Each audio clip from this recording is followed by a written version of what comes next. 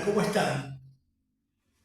Bienvenidos una vez más a este tiempo de educación bíblica, educando con la palabra de Dios. Ustedes saben que educación bíblica es un ministerio que se formó allá por el año 2016, donde el que les habla, Jorge Mario Vidal, soy un colaborador. El fundador de Educación Bíblica y el director de Educación Bíblica, ¿sabe quién es? ¿Cómo se llama? Se llama el Señor Jesucristo. Sí, Él es el fundador y es el creador de la palabra de Dios y en este caso de Educación Bíblica. Y nosotros, los seres humanos, somos colaboradores en este ministerio. Ministerio que hace un año, en el año 2023, para ser más exactos, en octubre del 2023, organizó o fundó el Grupo para la Educación Bíblica, del cual muchos de ustedes, tal vez que estén viendo este video, son miembros integrantes, ¿sí?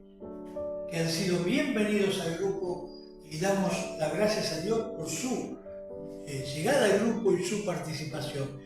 De más está decirles que ustedes pueden publicar lo que deseen de la palabra de Dios, pueden compartir un testimonio, pueden compartir un audio, pueden compartir un versículo bíblico, ¿sí? Todo centrado en la sana enseñanza, la sana doctrina de la palabra de Dios, ¿sí?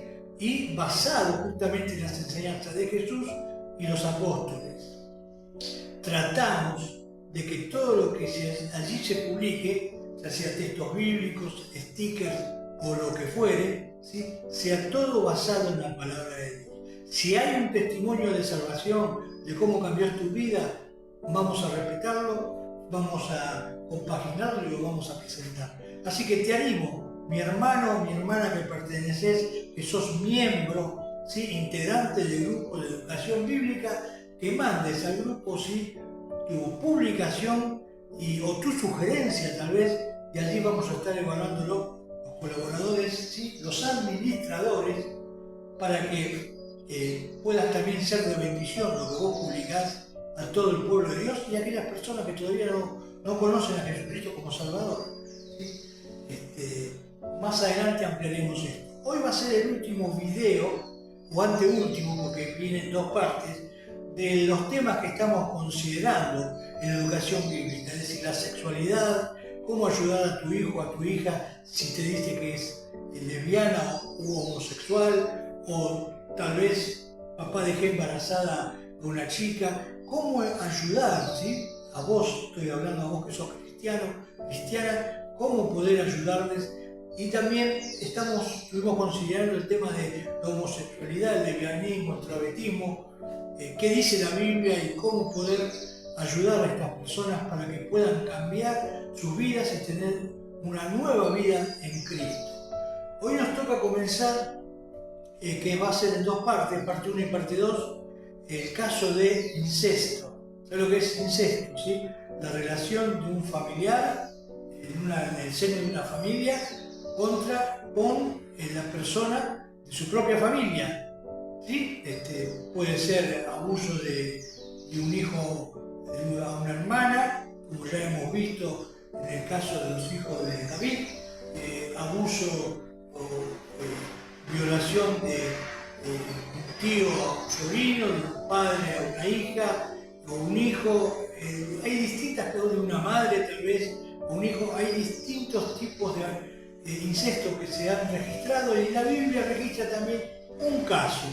Y hoy comenzamos por el final, vamos a comenzar por el final. Vamos a comenzar con la solución del tema para en el próximo, en la parte 2, ver realmente por qué Pablo, el apóstol Pablo, estaba enseñando, estaba contestando una carta que le habían enviado de un caso de incesto.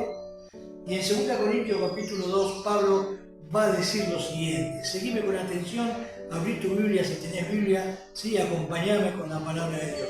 Pero antes oramos. Padre, te pedimos que tú nos bendigas y nos hables a través de tu palabra. Danos, Señor, de tu palabra a través del Espíritu Santo, que es el que utiliza tu palabra para enseñarnos, para redarguirnos, para instruirnos en justicia. Gracias, Padre, bendecí tu palabra y que toda la gloria, como siempre decimos, a ti, Señor, porque tú eres el que hace posible esto. En el nombre de Jesús, amén. Bien, leemos en 2 Corintios capítulo 2, dice así el apóstol Pablo. Estamos leyendo en una versión Reina Valera, 1960, con apunte de Scofield. Esto pues determiné para conmigo no ir otra vez a ustedes con tristeza.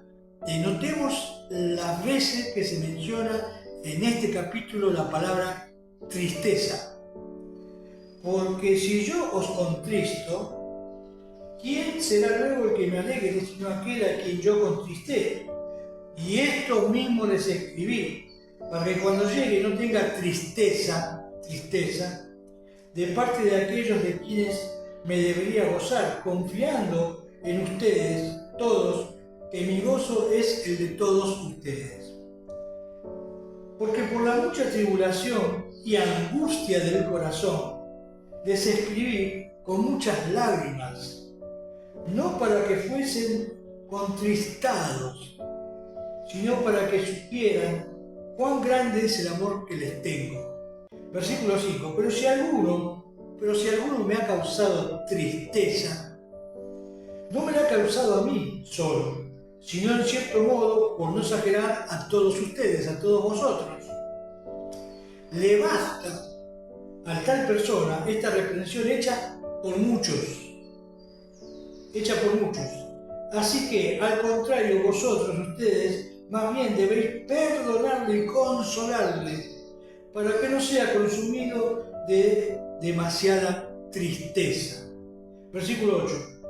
Y aquí 3 puntos para remarcar a partir del 8. Vamos a analizar cada versículo, pero primero, por lo cual les ruego que confirméis el amor para con él. ¿Para con quién? Para el que había pecado, para el que había cometido este acto vergonzoso, ¿sí? Y terrible. Dice, por lo cual les ruego que confirmen el amor para con él.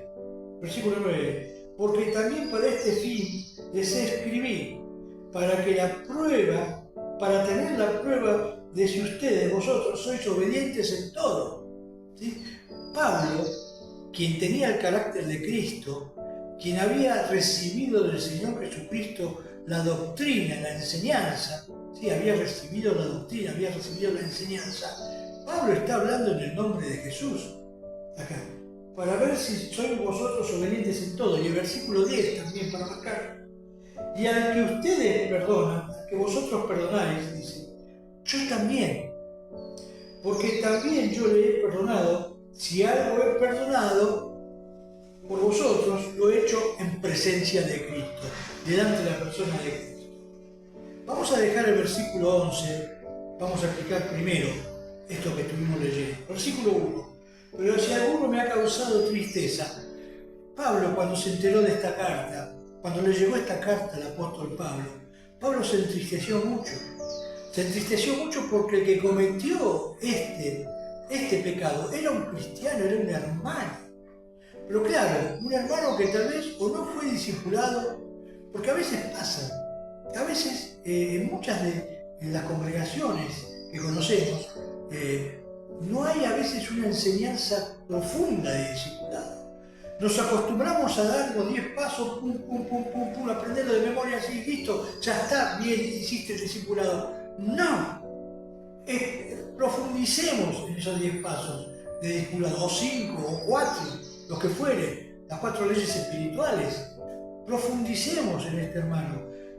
Preguntémosle, que nos explique él qué entendió. Porque es importante en el discipulado saber esto, ¿sí? ¿Y qué haría él si estuviera en el caso de José, por ejemplo? ¿Se acuerdan de José? Que la mujer de Potifar quería tener relaciones con él. Y José dijo, no, ¿cómo pecaría yo contra Dios? Y la mujer asió de su ropa, de sus vestidos, y José hizo fuerza y salió corriendo, a tal forma que ella se quedó con la túnica que tenía, con el vestido, salió corriendo desnudo, huyó de ese lugar.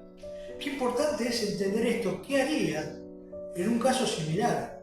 Preguntarle a la persona, para que le quede grabado. Tal vez nunca pase por esa situación, Pero al pensarlo, al analizarlo, en su mente algo le va a estar diciendo el Espíritu Santo. El Espíritu Santo actúa así, ¿sí? Le va a estar marcando algo que pudo haber hecho o que puede llegar a pasar. Y cuando llegue la situación, si se presenta delante del caso ese, se va a acordar el discípulo de aquella conversación, ¿sí? ¿Se acuerdan cuando el Señor le dijo a Pedro, antes que el gallo cante, me negarás 3 veces? Y cuando el gallo cantó, la actitud de Pedro, ¿cuál fue? Se acordó de lo que el Señor le había dicho, de ese pecado. Y allí se dio cuenta, lloró amargamente y se dio cuenta que había pecado. De eso se trata el discipulado, de que la persona, el individuo, el discípulo o la discípula, ¿sí?, tenga arrepentimiento, es decir, cambio de mente, de su vieja manera de pensar a la nueva, y no albergue ninguna posibilidad de que podría ser o puede ser. ¿Sí? Se dé cuenta que eso es, tiene que escapar de eso. Te cuento una experiencia rápidamente. Alejandro, le decíamos Caco, de la zona del Doxul. Él recibió a Cristo allí en Doxul, en una asamblea de los hermanos, ¿sí? Tiempo que yo también me congregaba allí, donde nací. Y un día nos confesó una historia, que él, después que recibió a Cristo y que empezó a venir a la iglesia y que había pedido el bautismo y todo eso, él tenía una vida de mundo, ¿sí?, una vida de pecado. Y se le presentó una mujer que quería estar con él y convino, ¿sí?, en ir justamente a un lugar reservado para estar con esta mujer.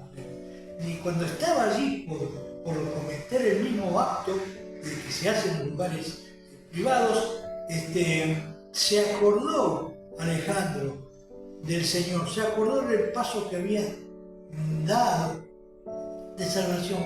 Bendito sea el Señor, alabado sea su nombre. Hermano, perdone que diga esta expresión así, alabado sea su nombre. Se acordó de la decisión que había tomado y se levantó allí del lugar que estaba, se vistió, se ciñó su ropa y salió corriendo. La mujer no entendía nada, pero salió corriendo porque se dio cuenta, darse cuenta, se arrepintió, hubo un cambio de mente de que él había recibido a Cristo y no podía continuar en el pecado. ¿Te das cuenta de qué se trata el discipulado? Porque una vez que muchos reciben a Cristo, listo, ya está, ¿no? Allí comienza, no está. Comienza una nueva etapa en la vida de esa persona y la iglesia tiene que velar, los ancianos tienen que velar, los líderes tienen que velar por esa persona antes de ir a predicar al resto del mundo. Un alma que se arrepiente, por un alma que se arrepiente, ¿sí?, hay gozo en los cielos. Por un alma que se arrepiente, cubrirá multitud de pecados. Hay que velar por esa alma. Y no es cuestión de muchos y dedicarle tiempo a esa persona, a esa vida y a esa familia. Por eso Pablo dice, por esto determiné, para conmigo ir otra vez a ustedes, porque si yo con Cristo, ¿quién será luego que me alegre, sino aquel a quien yo contriste? Por esto mismo les escribí, para que cuando llegue no tenga tristeza de parte de aquellos de quienes me debería gozar. Él se quería gozar con los hermanos de la congregación, porque todos estaban creciendo, confiando en vosotros, todo mi gozo es el de vosotros. Versículo 4, y acá está lo que estamos compartiendo, porque por la mucha tribulación y angustia del corazón, Pablo se angustió, les escribí con muchas lágrimas. Qué tremendo cuando una persona ama al Señor, un siervo de Dios, y se entera de esto, ¿sí? Hay dolor, hay angustia, lo he experimentado, lo he pasado. Hay dolor y angustia cuando alguien te enteras que pasó algo y es dentro de la iglesia o en el seno de los hermanos de la iglesia. Para que no fuese contristado, sino para que supieses cuán grande es el amor que les tengo. Él no lloraba, no se puso triste para que ellos se entristezcan, para agregar más dolor al dolor. Él se puso triste para que se den cuenta del amor que les tiene, porque los amaba y quería lo mejor para los corintios. Versículo 5. Pero si alguno me ha causado tristeza, no la ha causado a mí solo, no se la causó a Pablo solo, sino que en cierto modo por no exagerar a todos ustedes. Qué triste es cuando dentro de la congregación alguien cae en pecado. Vosotros que sois espirituales, restaurarle con sabia mansedumbre, dice Pablo. Qué triste que es, qué triste que es. ¿Cuál es tu actitud? decís, cayó en pecado, dejémoslo que se vaya, echémoslo al mundo, o tu actitud es llorar por esa alma, por esa oveja que se ha lastimado, que ha caído.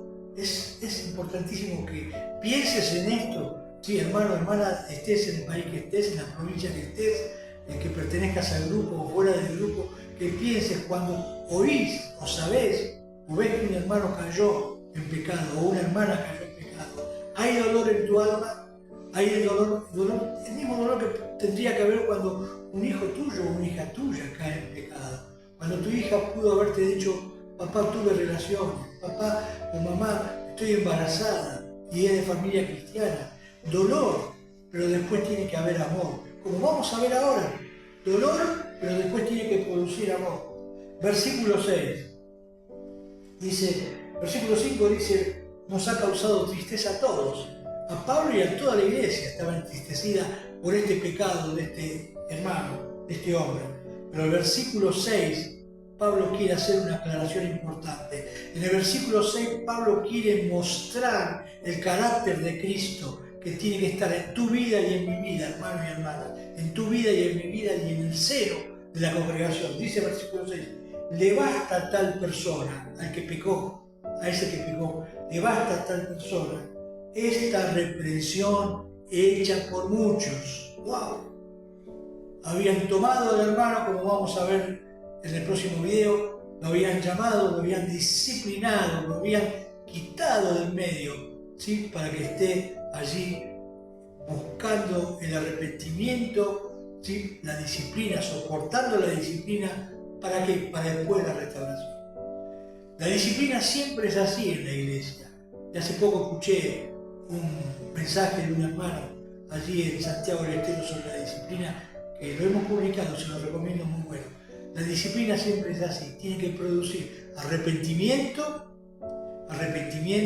de eso se trata la disciplina, para que produzca arrepentimiento, darse cuenta del mal que hizo y decir, no, esto me equivoqué grande, quiero ayuda, para después restauración. ¿Qué quiere decir restauración? Reincorporarlo al seno de la congregación con sus tareas normales y habituales para servir a Dios, para ganar almas. Porque no se trata de perder almas, de perder un porcentaje, ganar, subir, crecer. Para eso Cristo nos deja en el mundo. Si no sos útil, hermano o hermana, y sos de Cristo, no vas a ser útil para el Señor.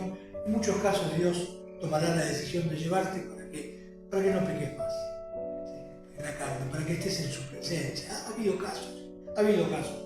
Bueno, dice, le basta a tal persona esta reprensión hecha por muchos. Lo habían disciplinado, toda la iglesia presente allí. ¡Qué vergüenza! Le basta esta represión hecha por muchos. Y yo me imagino a este hombre, si realmente tiene el Espíritu Santo y había recibido a Cristo, la tristeza profunda que se habrá apoderado, ¿sí?, de su corazón. No dice nada de la otra persona, que como vamos a ver en el próximo video. Dice, así que, versículo 7, así que, al contrario, mirá lo que dice Pablo, ¿no? Al contrario, ustedes más bien debéis perdonarle y consolarle. Consolarle. ¿Qué es consolar a aquel que ha pecado? Fue reprendido, fue disciplinado. Si realmente es un hijo de Dios, va a soportar eso. En la iglesia donde estábamos antes hubo un caso. Y una de las primeras expresiones que yo tuve, dije, si realmente es un hijo de Dios, va a soportar la disciplina, se va a arrepentir y va a ser restaurado. Lamentablemente en ese caso no soportó la disciplina, no pudo ser restaurado, no fue restaurado. Por el contrario, siguió aún más en el pecado, lamentablemente. No sé hoy en día cómo estará, pero tuvimos evidencia de que siguió más en el pecado. A veces por bronca tal vez, a veces por enojo, ¿sí? Porque un pecado te puede llevar a otro después, y a otro, y a otro, y a otro, y vivir como los del mundo. Entonces es importante esto. Dice, al contrario, más bien debéis perdonarle y consolarle, para que no sea consumido de demasiada tristeza. Si realmente es un hijo de Dios, va a estar triste. Pero nos manda aquí la enseñanza de la palabra de Dios a través de Pablo, consolarle y perdonarle, Ya está, fuiste disciplinado. Vos reprendiste a tu hijo cuando se equivocó en algo. Bueno, no tenés que estar todos los días recordándole, porque aquella vuelta, ¿te acordás? No, ya está. Hijo, te amo, te quiero. Hija, te amo, te quiero. Te equivocaste, ya está. Todos nos equivocamos en la vida, ¿o no? ¿O no? ¿O me vas a decir que vos nunca te equivocaste? ¿O nunca pecaste, hermano, hermana? Todos nos equivocamos. Tampoco eso es excusa para seguir pecando. Entonces, perdonarle y consolarle para que no sea consumido de demasiada tristeza. Fíjate cuántas veces la palabra tristeza, ¿sí? La tristeza consume a la persona. La tristeza causa frustración en la persona. La tristeza causa también lo que podemos decir depresión en la persona. La persona triste, está triste, vive en depresión muchas veces. Y esto no debe ser así. Versículo 8. Por lo cual, te ruego que confirméis el amor para con él. Que confirmemos el amor para el hermano que ha pecado, que fue disciplinado y que está siendo restaurado. Confirmar el amor para con él. Vamos, hermano, ánimo, arriba, te equivocaste, pediste perdón, porque el secreto está allí, te arrepentiste. Sí, amén. Listo, le perdonamos, la iglesia te ha perdonado. Sí, Cristo te ha perdonado, sí, por supuesto.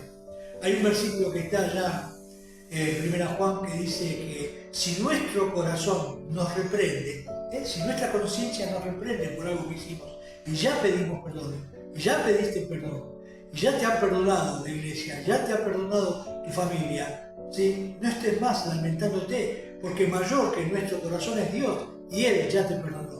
¿Por qué? Porque Él llevó la cruz del Calvario, tu pecado y mi pecado. ¿Sí? Jesucristo cargó el pecado de todos nosotros, y Dios, ¿sí?, enjuició a cada uno de nosotros en la cruz de Cristo, en la persona de Cristo. Es decir, nuestro juicio por nuestros pecados, ¿sí?, fuimos juzgados allí en la cruz del Calvario, en la persona de Jesucristo. Él llevó nuestros pecados. O sea que ninguna condenación hay para los que están en Cristo Jesús, dice Romanos 8, el apóstol Pablo. Entonces, dice, más veis, debéis perdonar, ya lo vimos, el versículo 8, por lo cual les digo que confirméis vuestro amor por él. Esto quiere decir, ya pasó. Saludarlo en la iglesia, abrazarlo, amarlo, ya está. Como si no hubiera pasado nunca. En la mente va a quedar, ¿sí? A este hermano le tiene que servir de experiencia para aprender de sus errores. Y la iglesia tiene que aprender a veces de los errores. Porque por algo pasó esto en la iglesia, ¿sí?, que la iglesia no tuvo en cuenta. Lo vamos a ver en el capítulo que sigue, ¿sí?, en el capítulo 2. Porque este hermano pecó, además porque él decidió de propia decisión pecar, nadie lo forzó, pero la iglesia no tuvo en cuenta mecanismos en el discipulado y la forma de trabajar para que no pudiera pasar esto en el seno de la congregación. Lo vamos a ver en el próximo video. Porque también para este fin les escribí para tener la prueba de que si vosotros sois obedientes. Pablo les está mandando allí a amar a este hermano, a consolarle, a levantarlo, y también para ver también si ellos son obedientes, no a la decisión de Pablo, sino a la palabra de Dios. La palabra de Dios dice, perdonadle, vete y no peques más, dijo Jesús a la mujer adúltera. Y versículo 10. Y al que vosotros, escuchen ustedes, al que vosotros perdonáis, al que ustedes perdonan, yo también, porque también yo los he perdonado, yo lo he perdonado, y si algo he perdonado, por ustedes lo he hecho en la presencia de Cristo. ¿Qué quiere decir esto? Somos un cuerpo en Cristo. Y Pablo confiaba a quien ellos perdonaban, él también, porque sabía que allí había hombres que conocían la palabra. Y él está hablando a los espirituales de la iglesia allí en Corintios, porque tendría que haber espirituales. No todos eran carnales, ¿sí? En esta iglesia había mucha carnalidad, pero había también personas espirituales. Dice, y al que ustedes perdonan, yo también los perdono, ¿sí? Dice, lo he hecho en presencia de Cristo, con temor de Dios. ¿Sabes lo que quiere decir hacer algo en la presencia de Cristo? Es hacerlo con temor de Dios, ¿sí? ¿Estás haciendo, estás hablando con temor de Dios? Cristo está presente, te está escuchando. ¿Estás pensando pensamientos puros y sanos con temor de Dios? Cristo te está viendo el pensamiento. ¿Estás produciendo, tomando ideas para servir al Señor en la congregación con realmente temor de Dios? Cristo está viendo tus pensamientos. tus decisiones. Lo que vos hagas, Cristo lo vio, lo ve. Y si no está de acuerdo al Espíritu Santo y a la palabra de Dios, cuidado, hermano, hermana, por la disciplina. Que a veces la disciplina viene en forma directa a una persona que no ha sido sorprendida en un pecado. Eso es un tema que vamos a hablar después cuando nos toque hablar de disciplina. Y quise dejar el versículo 11 para el final, ¿sí?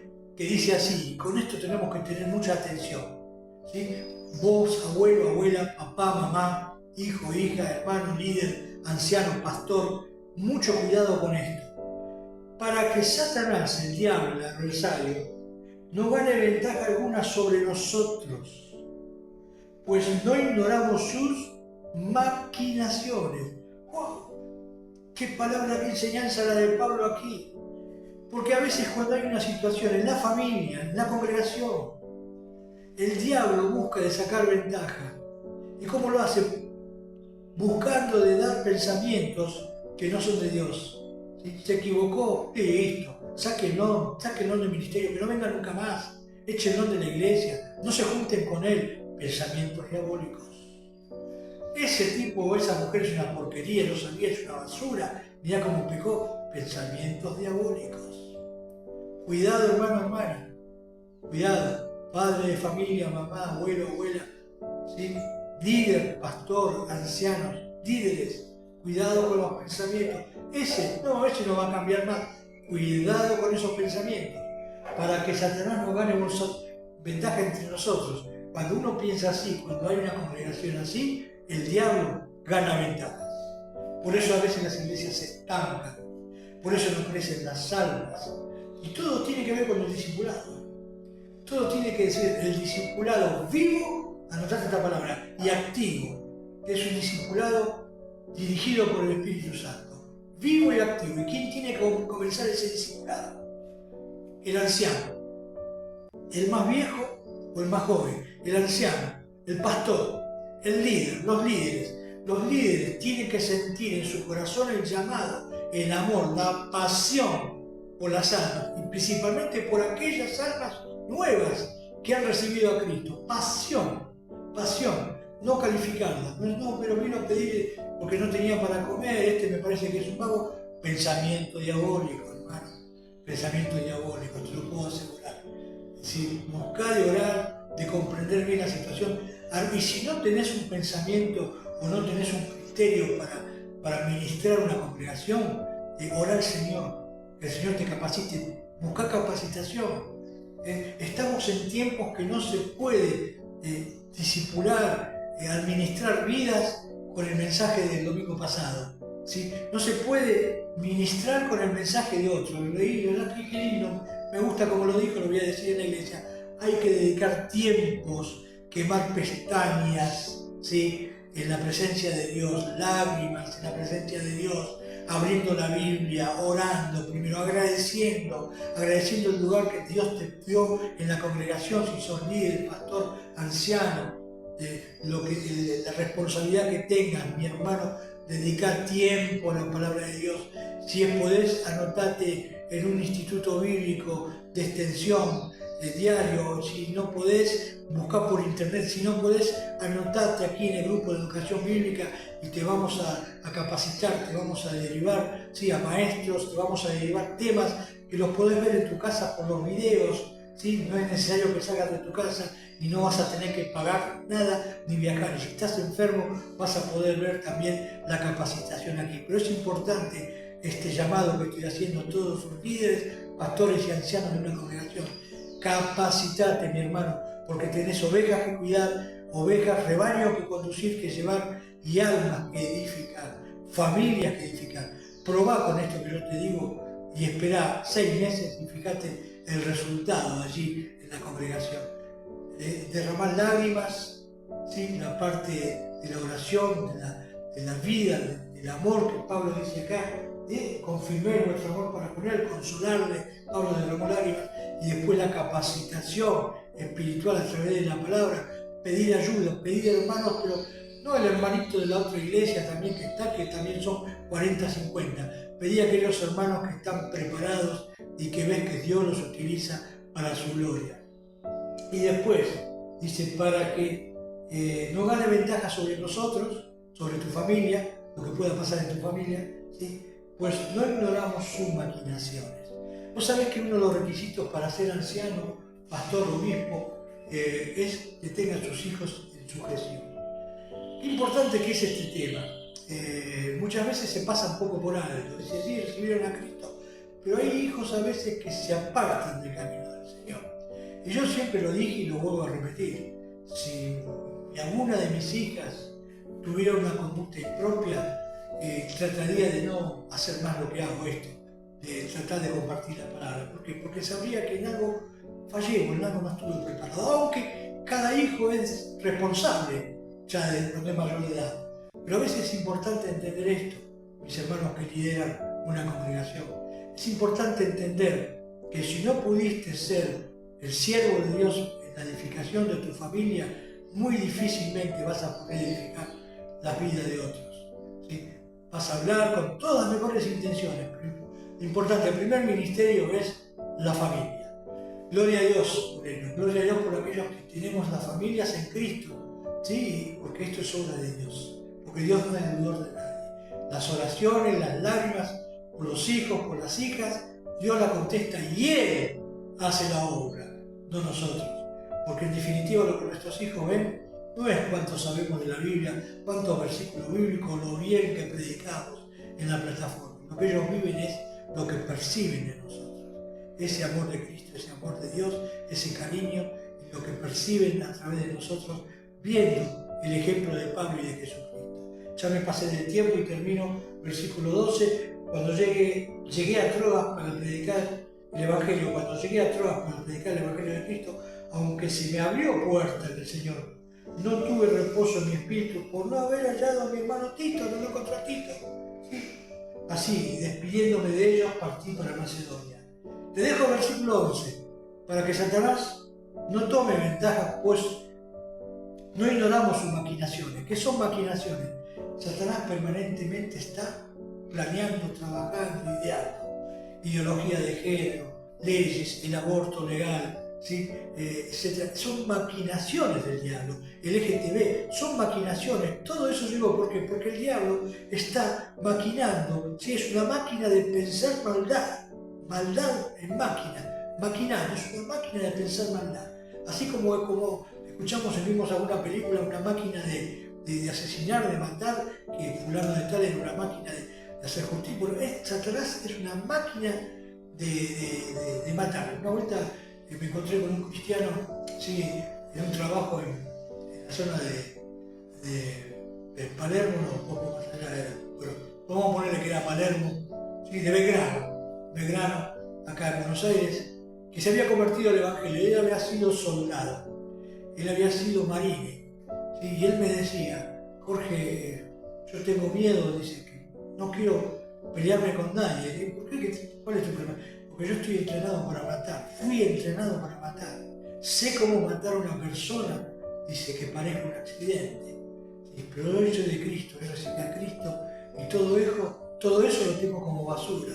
Como decía Pablo, ciertamente dejando lo que queda atrás, prosigo a la meta. Rodríguez, no sé si me estás escuchando, Rodríguez, en algún lado donde ves este video, te mando un abrazo grande y Dios te bendiga. Gracias por el tiempo compartido, aprendí mucho de vos. Y bueno, y él me contaba esto, ¿sí? Y que él desechaba ya todo eso porque él estaba en otra, él era de Cristo. Y qué importante es entender esto.